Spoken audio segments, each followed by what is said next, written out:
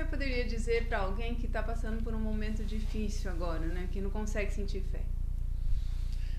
Eu acho assim, a salvação, ela é um dom gratuito de Deus, né? A Bíblia diz que a salvação é por meio é pela graça.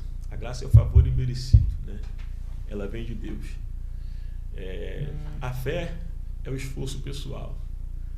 Então Deus, ele já fez a sua parte quando enviou seu Filho ao mundo para morrer no nosso lugar, derramar o seu próprio sangue.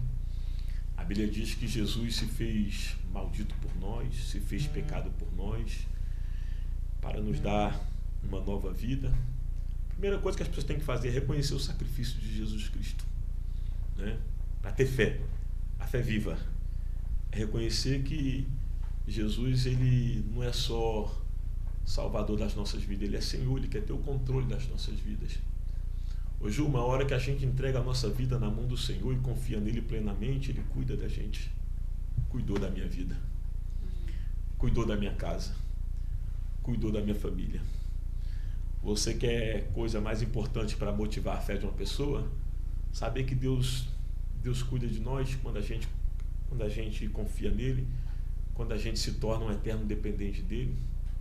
Então, fé, para ter mais fé, tem que ter um esforço pessoal. Eu vou me aproximar de Deus. Eu vou me aproximar de Deus. Então, eu acho que todo mundo tem um joelho para dobrar e orar.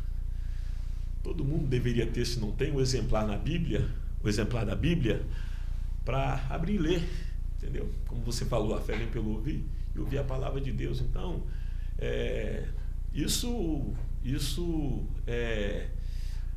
acho que origina a fé, né? Quando a gente se aproxima de Deus. A Bíblia diz que para aqueles que se aproximam de Deus é necessário crer que Ele existe e que Ele é galardoador daqueles que o buscam. Dá o primeiro passo, né? Fala com Deus, ou tenta falar com Deus do seu jeito, da sua maneira, né? E isso eu acho que vai criar fé. Isso vai aumentar a nossa fé. Até porque eu acho que todo ser humano tem um pouquinho de fé dentro de si, né?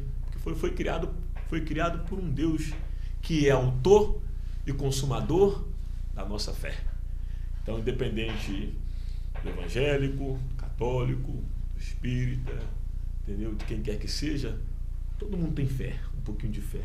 Essa fé, às vezes, está escondida. Essa fé está ofuscada. A partir do momento que a gente toma uma decisão, faz um esforço, né? Essa fé, ela aparece com força. Então, o que eu tenho que fazer para ter fé? Se aproxima de Deus, fale com Deus, leia a palavra de Deus, se esforce, e essa fé vai renascer, ou essa fé vai surgir com força. E aí a gente vai ter as experiências que todos têm, né? Quando essa fé é colocada em ação. Falando em experiência, teria alguma experiência que o senhor poderia compartilhar? Algo que foi realmente, assim, o senhor sentiu sobrenatural de Deus, um milagre que o senhor poderia compartilhar com a gente aqui?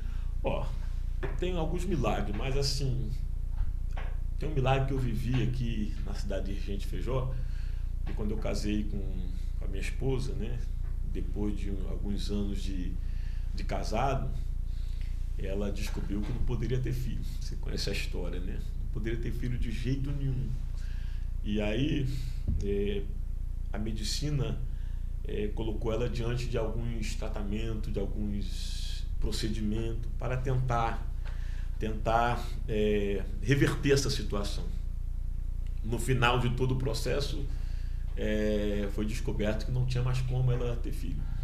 O médico que cuidava dela na época, né, cuida até hoje, né, ele chamou ela e falou assim: olha, você faz o seguinte, compra um cachorro e cuida desse cachorro como se fosse teu filho, porque você não pode mais ter filho.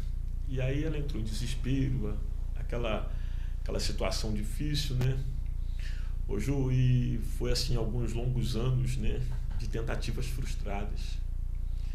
Eu me lembro que nós fomos visitar os nossos familiares no Rio de Janeiro, e chegou lá, nós fomos num trabalho de oração, numa igreja, e Deus tomou um profeta. Esse profeta colocou a mão na barriga dela e falou: dessa forma, eu estou vendo dois tubos. Esses 2 tubos estão sendo desobstruídos.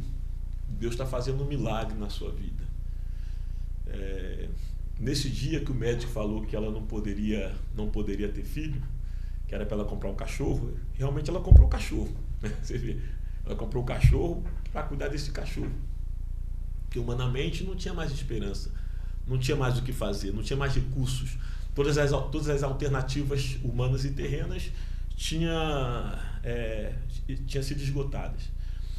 E aí, a gente passando aqui, vindo de Prudente, né, do médico dela, passando aqui em frente à Santa Casa, eu parei o carro, né, e ela naquele desespero, e eu dei um soco no volante do carro e falei: Paula, Deus vai te dar um filho.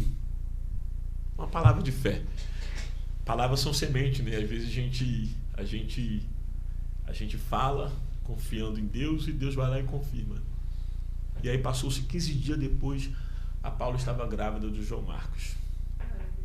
Né? E depois veio a Ana Júlia. Interessante para você ter noção que depois de alguns anos a Paula teve apendicite. Né?